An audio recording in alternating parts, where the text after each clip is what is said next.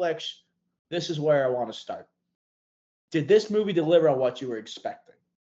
Right? We talked about sex, we talked about sweat, and we talked about tennis and Zendaya. Did this movie deliver on what it marketed towards? Completely. This trailer, right when the trailer came out, we're like, wow, this is a love triangle that's gonna be horny. It's gonna be like ever since that scene on the bed when they showed that in the trailer, and then those stills came out, and then Zendaya playing the puppeteer. It's like this is gonna be a horny movie. This is gonna be a sports movie, and they kind of like framed it where like she is kind of like a Serena or Venus Williams prodigy type figure, and then these two, and then obviously the tragedy with her or her injury, and then it's a battle between these two guys, not only over her but also on the court. So I think it delivered on exactly what the synopsis and what they were trying to achieve with telling us the target audience what this movie is. And I think especially with that synopsis when you're reading it, I was like, wow, that's long, first off. But two, it's like after seeing the movie, I was like, wow, that's a great synopsis. Like that's pretty spot on. This, I think, delivered on Zendaya looking like a movie star. She looked incredible in this movie. She was so freaking hot. She was awesome. She looked amazing, dressed amazing. I thought the movie was slick.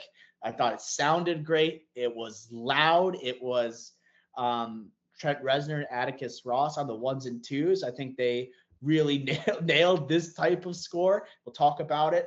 I was anticipating more actual sex from the promotion of this movie, especially from that Zendaya on the bed with the two boys, right? And like the trailer opening up with the boys opening the door, looks like they're rushing, they're getting their clothes on. It kind of was like misdirection a little bit in the trailer. But what you really figure out, like the sex scenes in this movie just kind of are happening on the court. It's really metaphorical, and it gave me vibes of Bull Durham a little bit.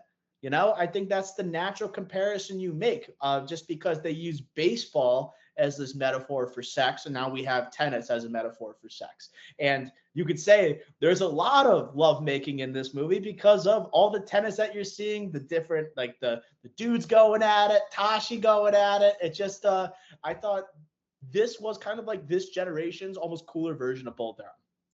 Yeah, I actually think the love triangle in this is better than the love triangle in Bull Durham. I think they really capture the tension, and like the flashbacks are actually really well executed. Talk about a lot of title cards though. Big, I think making it too complicated than it has to be. I digress. But I really like the love triangle in this. It really works for me. Yes, it got complicated at times, but at the end of the day, you understand where everyone stands because you know the very end, as in the present, and then the beginning of how everything came to be. So I think once you get those two like backstories underneath your belt, everything else kind of falls into place. So I think it worked tremendously in this film. Yeah, like I want to talk about the performances, but I think the jumbled timeline wasn't really an issue for me, just because there are very distinct differences in the way the characters look and act depending on what time, where you are in the timeline of the film. Right? I thought that was very easy to tell. I was really tripped up on one moment. When we go into spoilers, we'll talk about it, where the setting's Atlanta, and I don't think you had like for once you didn't have a title card that went in front of it. So you're like, oh wait, where am I? Crap, I don't know. Oh no, I don't want to get lost right now. It's like right at the climax of the movie, the third act, I should say. But performance wise, I thought this is a very small cast, but they all nail their roles. This is also very similar to when we talked about, for me at least, when we talk about Dune Part 2, looking at the future of Hollywood, and we're talking about like Austin Butler, Timothy Chalamet, and Zendaya, like carrying right this mantle, past like carrying on from old Hollywood to new. I thought Zendaya's back here, but I think I came to a realization that Mike Feist could definitely be a part of this new type of like exciting group of young actors. He's got the Bike Riders coming up this year. He obviously was just in Challengers. He was in West Side Story in 2021 with one of the best performances of the year in my eyes. And then Josh O'Connor, who I thought was the best performer in this movie. Right? He was like the scumbag fuckboy type of guy, the ultimate like anti-hero type of character where I did anticipate I'd be rooting for him at points in this movie. Mike Feist is kind of like a beta male that you typically see in a love triangle that the girl ends up falling for. And then Zendaya is just master manipulator who just wants to see good tennis. It seemed like I didn't know how the story was going to give these characters, how it was going to treat them by the end of the movie, right? How they balanced it out where it's going to be satisfying for audiences, and they're not going to hate one character more so than another. I felt myself like kind of tipping scales the entire time. I thought the writing alongside of these performances were pretty unbelievable. Yeah, I love the writing. Forget the writer. I think it's Justin something, but this is his So first feature film. his wife wrote Past Lives. Yeah, Celine Song. It's Yeah. crazy. But like this is like I know he did a lot of like theater and I think he did some shows, but this is first feature film. Like that is crazy for him to do this. And then let alone get a Luca Guadagnino and these three studs to come on and do this movie. I think it's so impressive. I agree with you, Josh O'Connor, by the way. Holy crap. I think he was my favorite as well. I think he was the best and my favorite performance out of these three. British actor, well known from The Crown, won a Primetime Emmy for playing Prince Charles, right? He's freaking playing a dirty American at points in this movie. Like I know he's kind of a spoiled brat in the flashbacks, but by the present tense, no spoilers, but it's kind of like downhill. Or his career's gone down and everything like that. He's kind of down in the dumps, druggy. Like you see it on the arm. They don't never show it, but they see it on the arm. It's like, holy crap. Like this guy who's freaking playing a Prince of England is playing this guy. I think incredible versatility. Loved it. He's going to be in one of Luca Guadagnino's next movies. I forget what it's called, but it's with Kristen Stewart. I know we talked about that. He's going to be in a movie with Paul Pascal. It's like this guy is going to freaking go on a stratosphere towards stardom.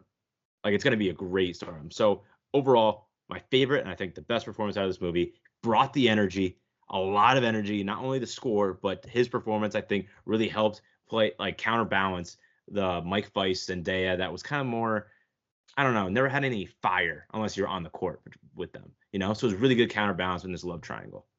And that I think is kind of the point of like his character, right? He draws the fire off the court from Zendaya, right? Mike Weiss doesn't bring that. He's like that beta male energy, right? That kind of where you just don't feel any magnetism when they're together. But when Josh O'Connor and Zendaya are together, you're like, okay, they're gonna end up having sex. You just know it every time. And Josh O'Connor, he is someone I'm excited to see in the future. I don't know if he's gonna be doing like big budget stuff though. That's not his bag. You talked about he's in a movie with Paul Mescal, and I don't know.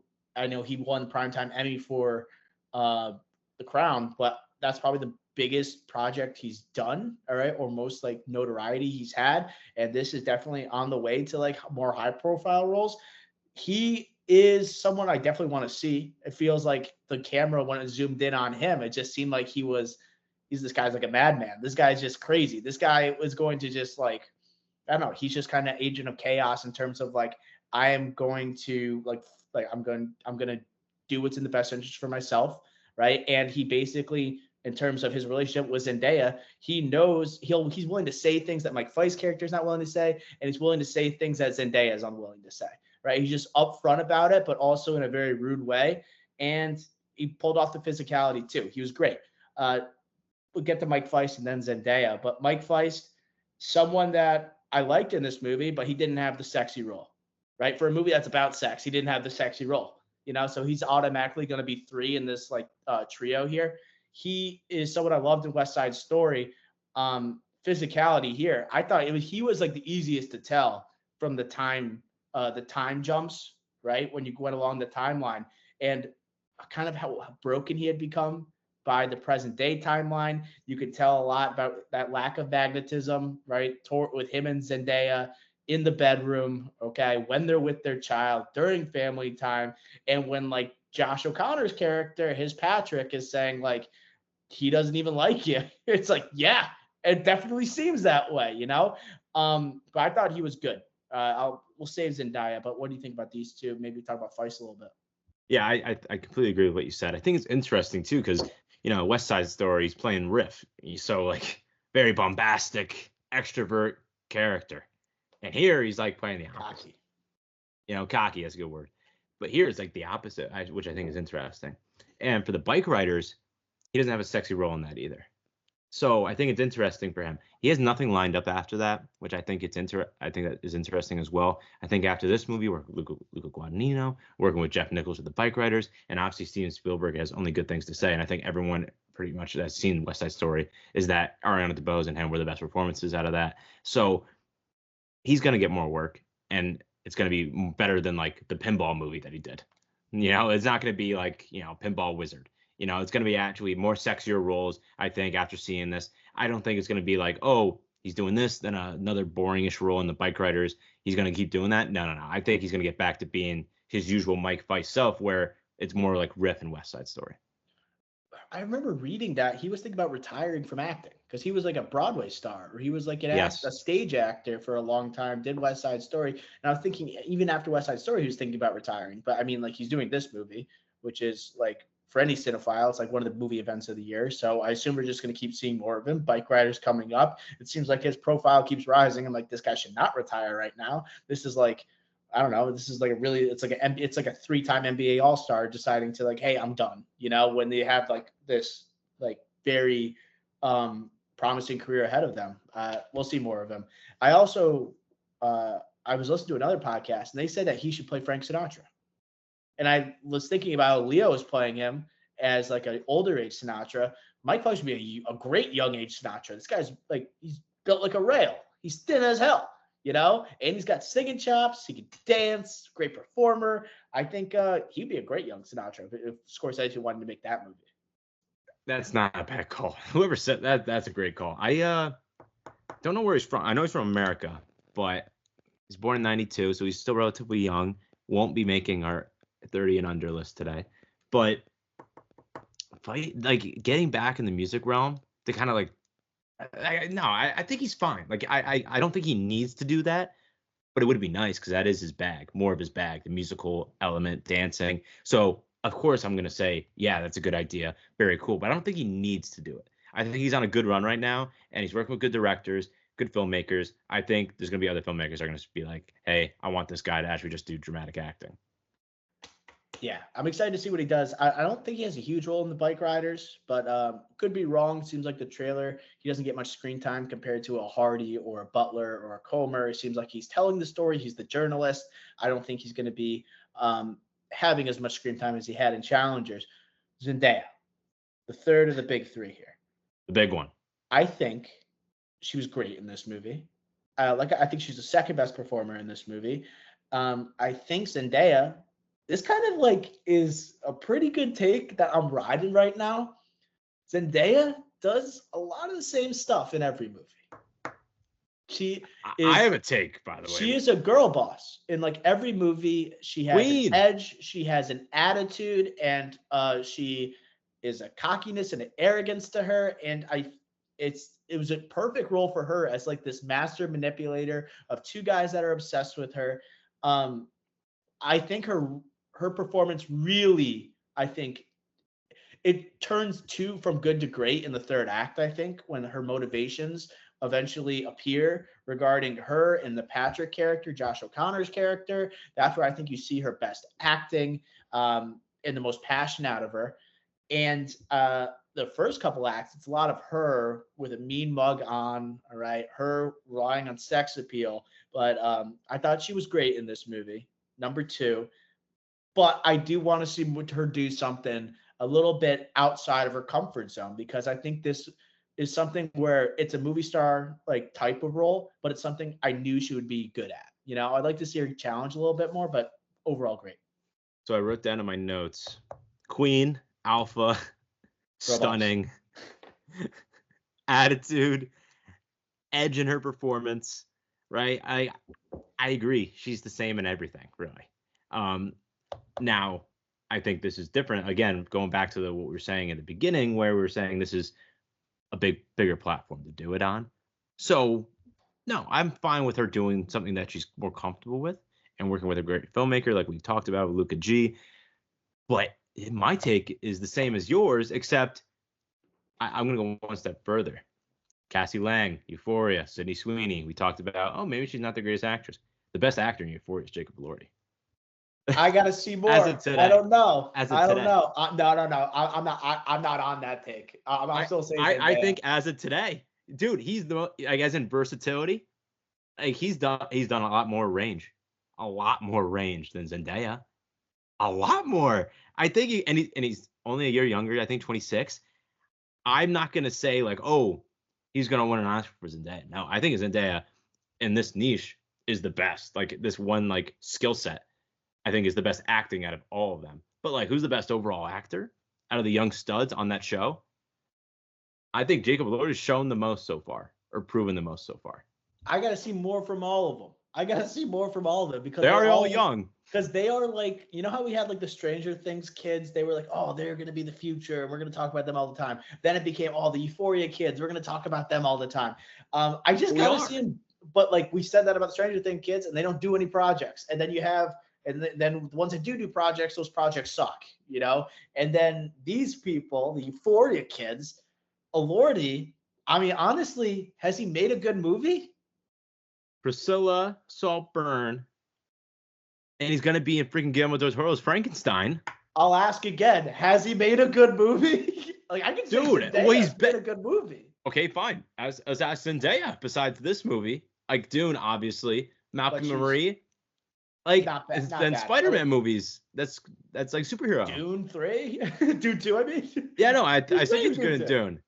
I'm not. Hey, I'm just throwing something out there that we got. I'm just agreeing with your take that she's pretty much the same attitude, edgy performances, right? And I'm saying Jacob Elordi has shown the most versatility out of this group. Okay. Yes. Okay. I see what you're saying. She's one note. You know. So far, one note. Yes. Okay. She's got to mix it up. But I'm just not convinced that Elordi's good as an overall actor yet. I'm just not convinced yet. We'll see. That star though. He is a star. He's got movie star look to him, and he's picking like great directors to work with, and he's picking very interesting projects. But like when you think about star appeal, Zendaya has that just as much as Elordi does, if not like tenfold, to be honest. No doubt, of course, yeah. It's Zendaya. I said almost 200 million Instagram followers.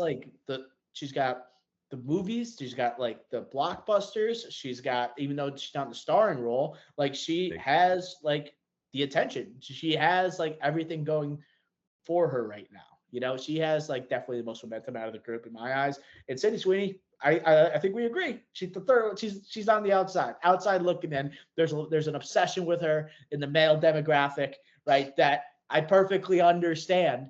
But also as a movie watcher, I'm just like, not that great. She's just not good. Sounds like she has rocks in her mouth all the time. But we'll keep going here.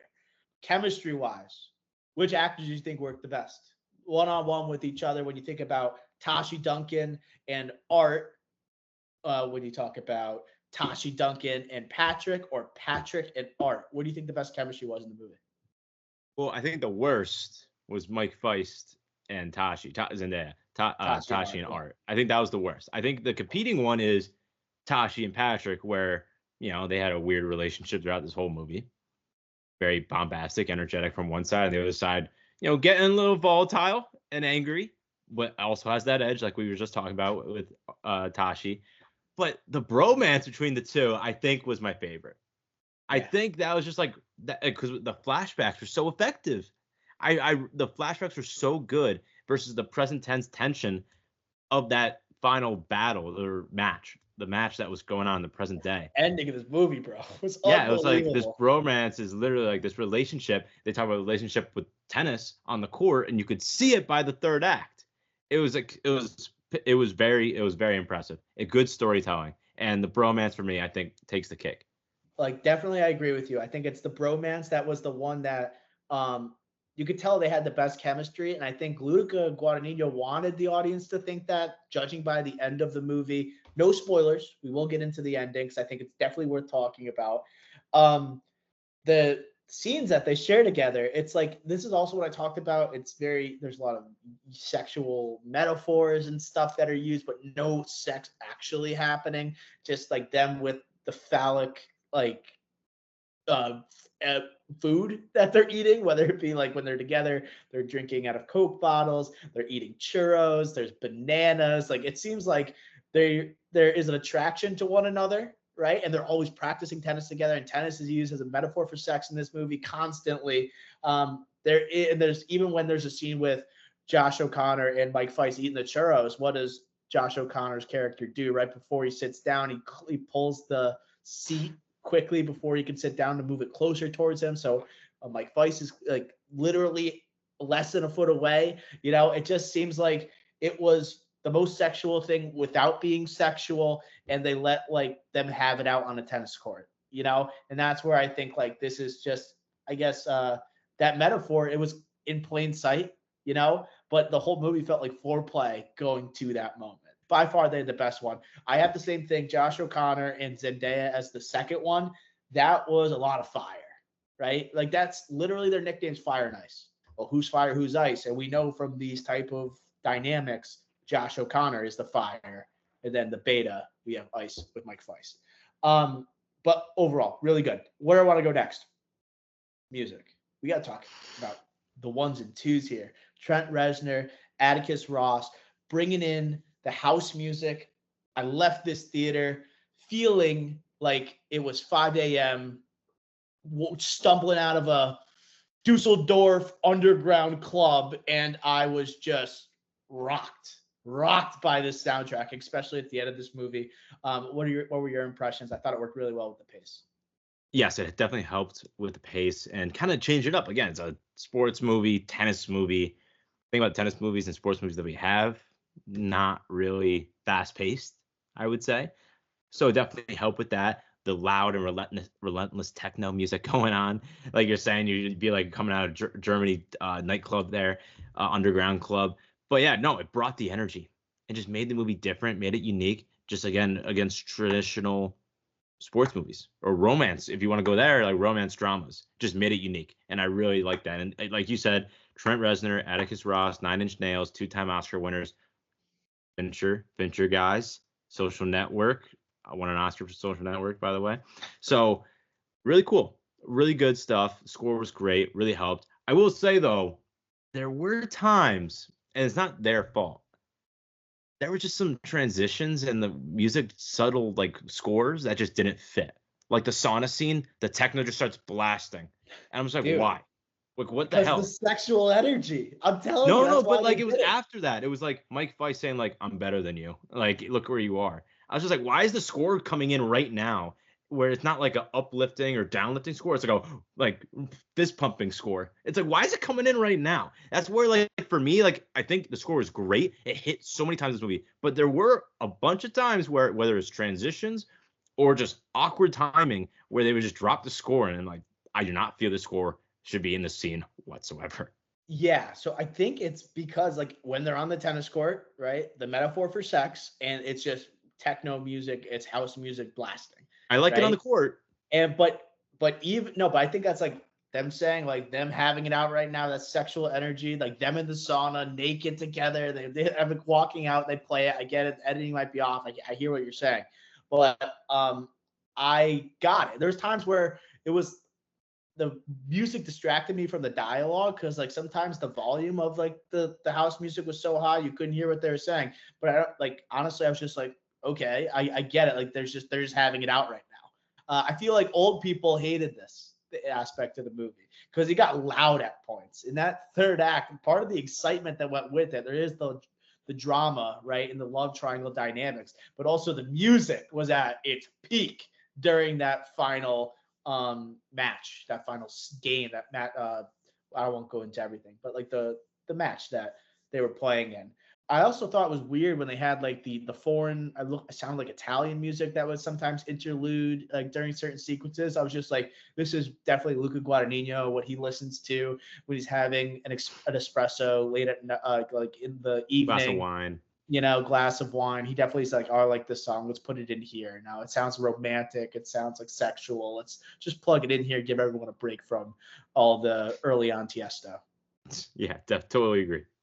I want to talk about the match itself, the way the tennis camera work was happening, because I had some issues with it. I didn't think it was perfect. I thought it was super experimental. It felt like it couldn't decide on how it wanted to shoot the tennis scenes. I wrote camera movement sketchy. Well, it was everywhere. There was times it would be like 10 feet above the tennis player. It would be times where you are taking the perspective of the tennis player and the camera's like on the shoulder. There are times you're literally the freaking ball, and you're going back and forth. And then when you have that paired with the house music, your brain wants to explode a little bit. I can't imagine what the 65-year-olds were thinking when they were watching that scene. They might have had to close their eyes for God's sakes. But I think it was some things worked, other things didn't. I feel like you just got to pick one way and stick with it, because it kind of just felt like you didn't know what you wanted to do. Yeah, like you said, it's very experimental at times. Technically very ambitious, I would say, especially in the final set. But I just don't think, like, it was just trying to be too clever. It just seemed like Luca G was just like, I don't know who was on the cinematography and on the camera here, or photography, but it was just like, I feel like he just said, hey, just try to make this look good. Because like if you look at Luca Guadagnino, Call Me by Your Name, Bones and All, like more romance dramas. This is like a sports movie a lot at times, especially the final act. There's a lot of tennis shown, which I like, but I think the camera movement was sketchy. A lot of hard cuts, which I think some worked, some didn't. The visuals, especially on the IMAX screen, the CGI with the ball, because they weren't actually hitting a ball. It was obviously it was like bad CGI with the ball. I couldn't get that out of my head how bad it looked. So visually, sometimes too clever, too ambitious, and didn't look good at times. We will get to the ending with spoilers, but I want to know any other comments before we throw out some scores here, because that third act really packed a punch. So if you haven't seen the movie, right, make sure you go see it, and then you can hear what we're talking about the third act. But do you have any other final comments for the non-spoiler section here? I guess like a couple like quick things I wrote down. Hot in here, hot in here, Nelly. Good needle drop. Good needle drop. I would say for tennis movies, I haven't seen a lot. I will say this is better than King Henry Richard. I want to say.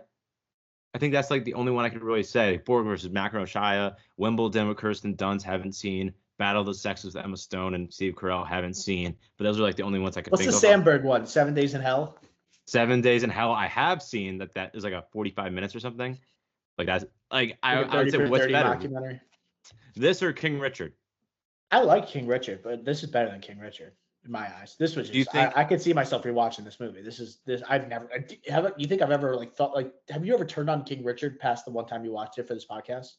No.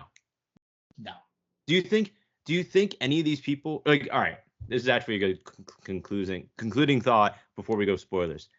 Oscars. I know we're only in April. What gets nominated, and do any of these performers get nominated? Oh man. I would love to see Josh O'Connor get a nomination for Best Supporting Actor. I don't think that's going to happen. I do think there is a solid chance Zendaya gets a nomination. Really? To be honest, I do. Just that kind of goes off what you have said in previous podcasts, where you said this looks like a light year awards season wise, and this is a good year if you're going to have one of these performances or a couple of these movies stick around for 10, 11, even, right, with Dune Part 2, 12 months, heading into the Oscars next year.